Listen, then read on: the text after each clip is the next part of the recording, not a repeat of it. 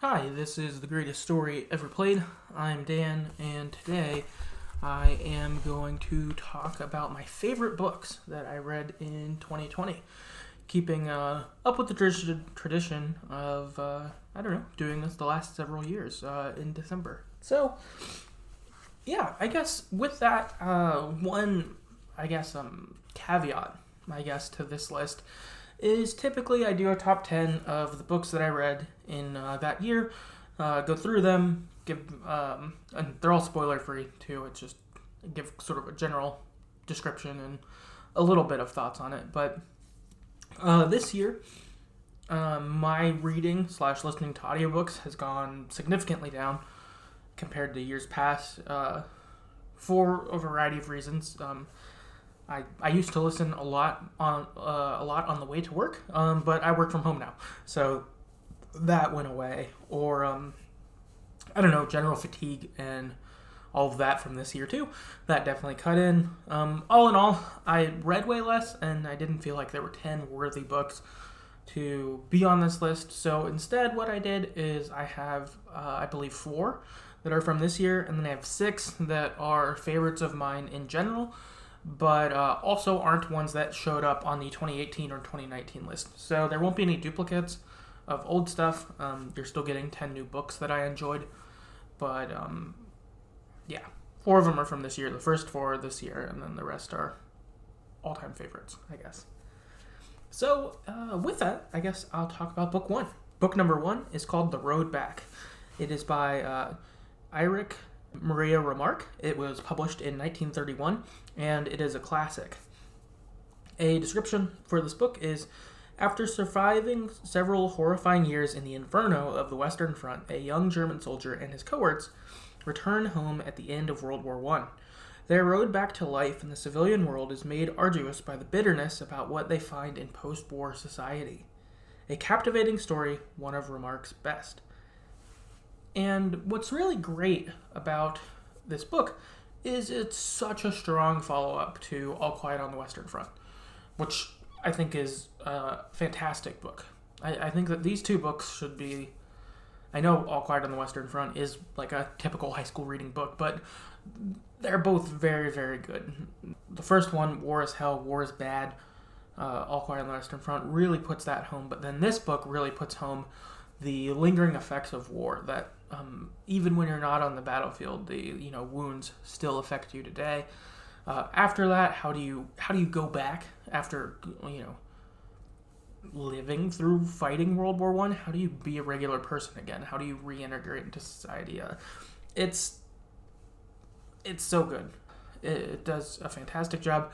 It's a really great book. I highly recommend it. If you haven't read All Quiet on the Western Front, or you only read it in like high school and are kind of like, oh, that book, pick both of these up. It's well worth your time.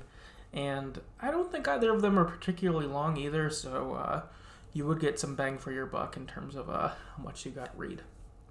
So that's my first book. My second book is Range, Why Generalists Triumph in a Specialized World. This is by David Epstein. It came out in 2019, and it is a business book. The description of this is, what's the most effective path to success in any domain? It's not what you think. Plenty of experts argue that anyone who wants to develop a skill, play an instrument, or lead their field should start early, focus intensely, and rack up as many hours of deliberate practice as possible. If you dabble or delay, you'll never catch up with the people who got a head start. But a closer look at research on the world's top performers, from professional athletes to Nobel laureates, show that early specialization is the exception, not the rule.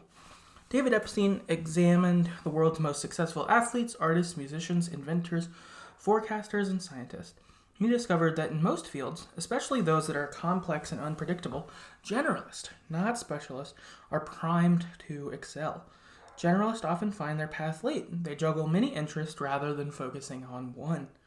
They are also more creative, more agile, and more able to make connections than their specialized peers that they can't see. So this book, what I really liked about it is that, as the description said, It's really helpful in talking about not needing to be an expert to be able to be successful. And this book is really, in a lot of ways, in response to a book by Malcolm Gladwell. That's name is escaping me, but in it, one of the big thrust of it is the 10,000 hour rule. The idea that if you do 10,000 hours of something, you'll be an expert, and so the sooner you get those hours, the sooner you'll be an expert. And I thought that book was really good too. I like that book a lot. But this really balances that perspective, and I thought that was pretty helpful. I mean, I think if you're pursuing success, sure, the 10,000 hour thing, that's probably good. That's probably helpful. On the other hand, if you are doing a bunch of different stuff that you didn't know what you wanted to do when you were 10 or 15 or 18 or 22, that's okay, because you can still get there, and in fact, you might not be as prone to, I guess, autopiloting things because you're newer to something. And so you're not as confined by what you're used to doing. We always did it that way, kind of thing. So I found this pretty helpful, yeah, I don't know, encouraging in that you can figure out what you want to do, even if you didn't early on or something. So I thought that was good. Book number 3 is called Dark Matter. This is by Blake Crouch. It came out in 2016, and it's a sci-fi book. The description for this is Jason Desson is walking home through the chilly Chicago streets one night, looking forward to a quiet evening in front of the fireplace with his wife Daniela and their son Charlie, when his reality shatters. And then I'm going to leave out the rest of the description because it'll be more fun to figure out yourself. But and my comment on this is also a little boring in a sense, but I really like this book, and I had no idea what was coming.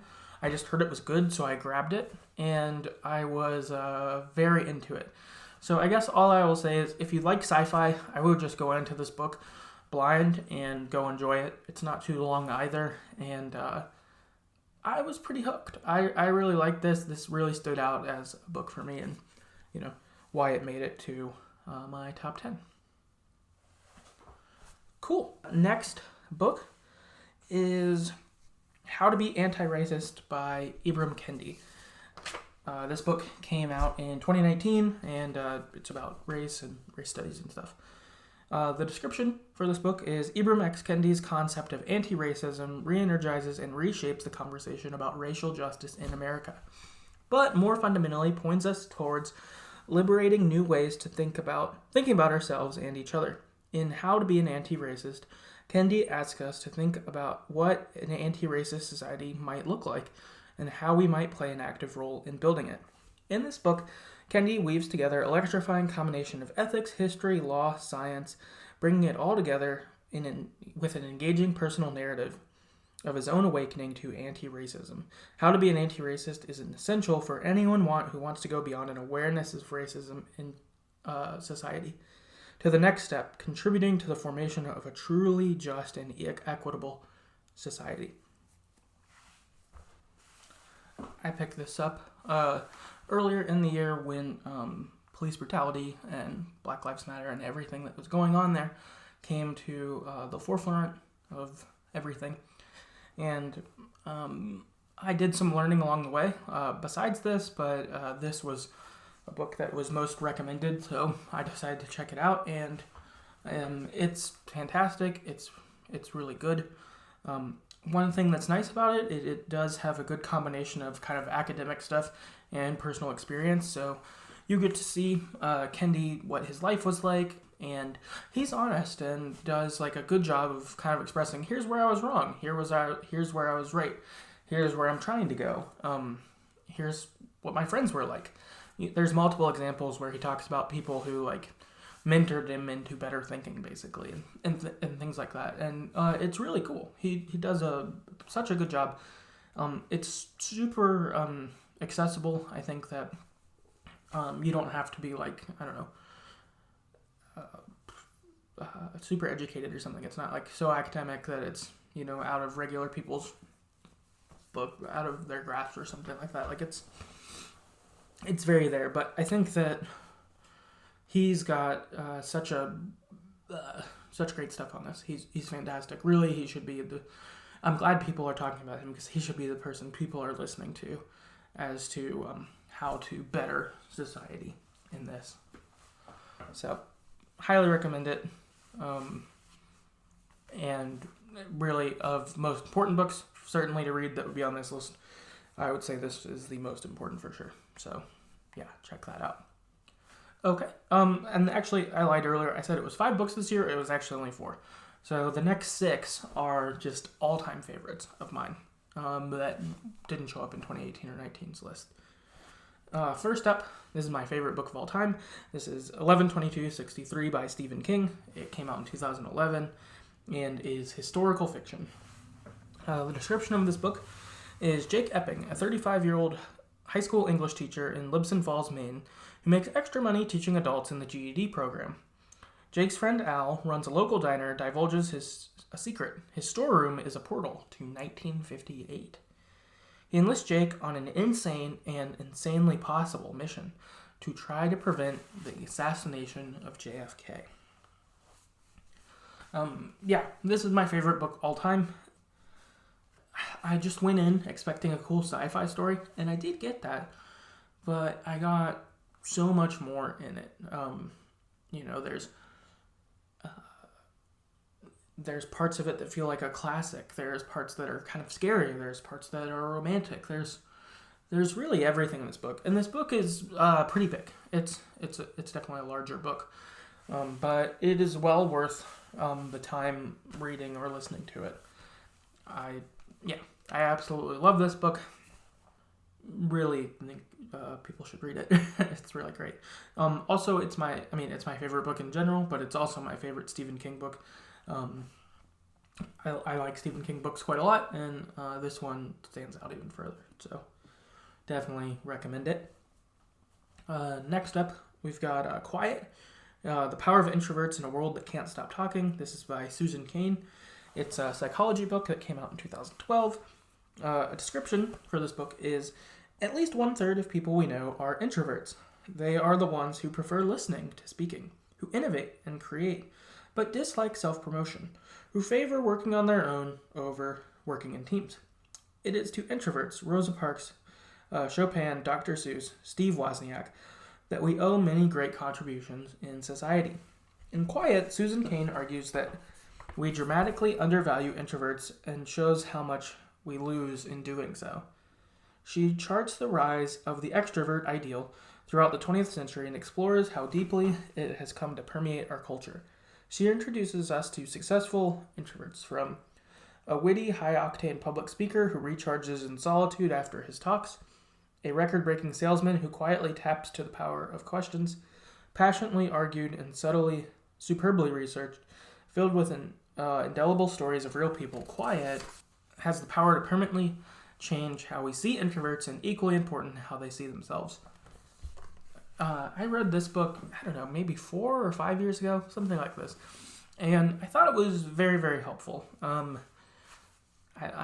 sure anyone who listens to this podcast has heard me talk about being an introvert.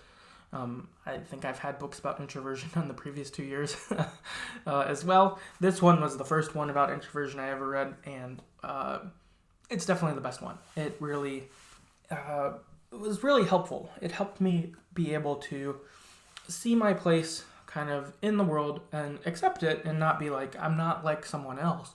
That's bad, but being like, no, I'm who I am, and my strengths may be different than theirs. I can still do some of the things they can do, and things like that. I like public speaking. That's something I enjoy, but that's not typically seen as an introvert thing. So I don't know. I thought this was pretty helpful and helped me kind of see some of the things I have as strengths, and was beneficial. If you're an introvert, definitely recommend reading this book. Next up, I have Flowers for Algernon by Daniel Keyes. This came out in 1959 and is a classic. The description of this book is the story of a mentally disabled man whose experimental quest for intelligence mirrors that of Algernon, an extraordinary lab mouse. In diary entries, Charlie tells us how his brain operation increases his IQ and changes his life. As the experimental procedure takes effect, Charlie's intelligence expands until it surpasses that of the doctors who engineered his metamorphosis. The experiment seems to be a scientific breakthrough of paramount importance until Algernon begins his sudden, unexpected deterioration. Will the same happen to Charlie? This book is super intense and really heartbreaking. Just going through this, I thought this was just a fantastic book. When I read this, I was just, in awe of everything going on. It was just kind of wild. It really made an impression and highly recommend it. Also, on the more light side of things, It's Always Sunny in Philadelphia has a really good parody episode of this. That's super great. It's really funny. Definitely recommend that as well. I'd seen the episode before I'd actually read the book, but didn't know it was a parody of the book. And then I finished the book and I was like, oh, that's like this episode. And then I watched the episode again and it was even funnier. So, it's good. Really good. Next up, I've got In Defense of Food, an Eater's Manifesto. This is by Michael Pollan. It came out in 2008 and it's about food. The description of this book is Michael Pollan's last book, The Omnivore's Dilemma, launched a national conversation about the American way of eating. Now, In Defense of Food shows us how to change it, one meal at a time. Pollan proposes a new answer to the question of what we should eat that comes down to 7 simple but liberating words. Eat food, not too much, mostly plants. Pollan's bracing of and eloquent manifesto shows us how we can start making thoughtful food choices that will enrich our lives, enlarge our sense of what it means to be healthy, and bring pleasure back into eating. This book really struck a chord when I read it, probably like 4 years ago as well. And it did change how I would eat back then. In transparency's sake, it doesn't really affect what I do very much now. But I've been sort of in a spot where I'm like, I don't care what I do. So that's not an effect of the book. I'd say that's just me.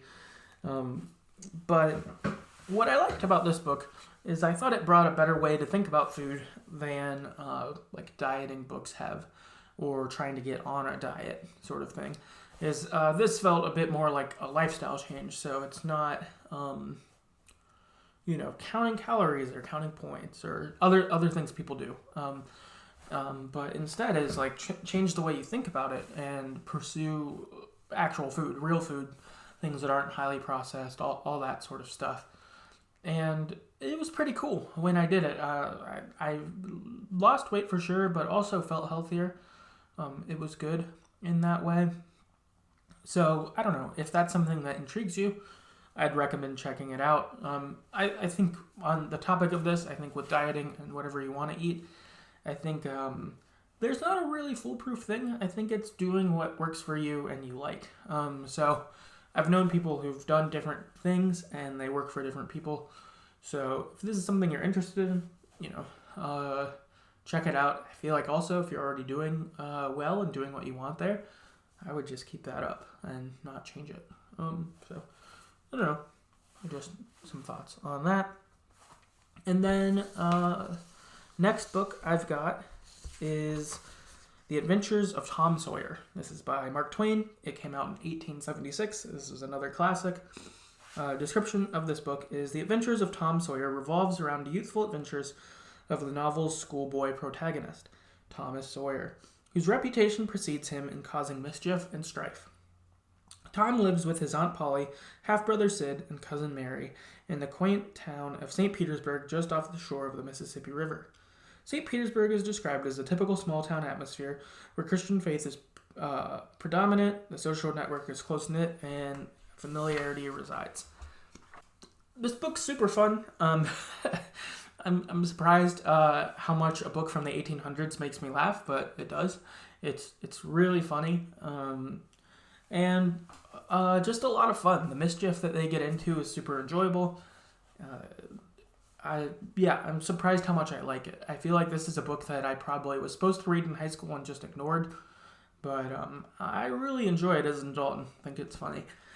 Also, The Simpsons have had some really good episodes.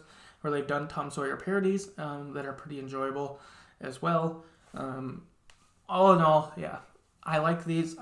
There's multiple kind of books in their series. You've got The Adventures of Huck Finn also, and then you've got Tom Sawyer Goes Abroad is another one. They're all fun. I like this I don't know, silly adventures of Tom Sawyer kind of thing. They're fun. So definitely recommend it if you haven't read it or read it a long time ago for school. And then my last book is Into the Wild by Jon Krakauer. This came out in 1997. It's a biography. A description of this book is: in April 1992, a young man from a well-to-do family hitchhiked to Alaska and walked alone into the wilderness north of Mount McKinley. His name was Christopher Johnson McCandles. He had given $25,000 in savings to a charity, abandoned his car and most of his possessions, burned all the cash in his wallet, and invented a new life for himself. 4 months later, a party of moose hunters found his decomposing body. How McCandles came to die is the unforgettable story of Into the Wild. Immediately after graduating from college in 1991, McCandles roamed through the West and Southwest on a vision quest like those made by his heroes Jack London and John Muir. In the Mojave Desert, his abandoned car, he stripped it of its license plate and burned all his cash. He would give himself a new name, Alexander Supertramp, and unencumbered by money and belongings, he would be free to wallow in the raw, unfiltered experience that nature presented. Craving a blank spot on the map, McCandles simply threw away the map, leaving behind his desperate parents and sister. He vanished into the wild. This book, I was just really drawn to it when I read it.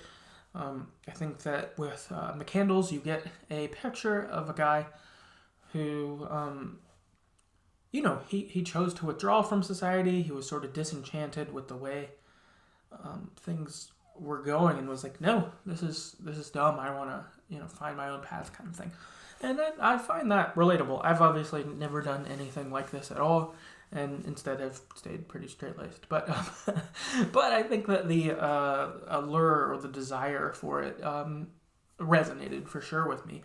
And seeing it and going through his adventure, and there's some pretty cool parts to it, and there's some pretty low points, and I don't know, I would say sad lessons learned by his experience, unfortunately. But it's quite good. I like Jon Krakauer quite a bit. I almost put others of his books on here. I've read several of them. He does a really good job writing an engaging book.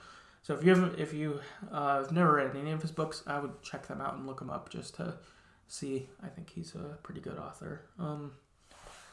And the other thing with this book is the movies, also very good, and I think stayed pretty good to the book. But Into the Wild, I think it came out in like the 2008 or something like that, and the soundtrack's really good to it too. Eddie Vedder from Pearl Jam, he made the whole soundtrack. It's directed by Sean Penn. Do a really good job in this, and I feel bad that I forget the guy's name, but the guy who played Christopher McCandles, he did a really good job too. I was really into his performance, and did a great job for being on his own most of the movie. Yeah, it's really good. Definitely recommend it. And that is my favorite books from 2020, and some kind of all-time faves sprinkled in. I hope you enjoyed that, and I'd love to know what you're reading. So if you've got books that you read this year that you really enjoyed, or even some all-time faves, please send them my way. I am always looking for new books, and I'm hoping that next year my reading resumes what it kind of more normally is, and hopefully the world does too. But that would be pretty cool. And yeah, that's the episode. So if you'd like to get in contact with us, you can on Twitter at StoryEverPod. Our website's TheGreatestStoryEverPlayed.com, which has the 2018 and 2019 list. So if you're interested in hearing more of my thoughts on books, check those out. And Our Patreon is patreon.com/TheGreatestStoryEverPlayed. For as little as $1 per month, that will get you access to some topical episodes we do that are more like this, I would say. Not as video game heavy or are like topical about video games like our favorite Pokemon. So check that out, and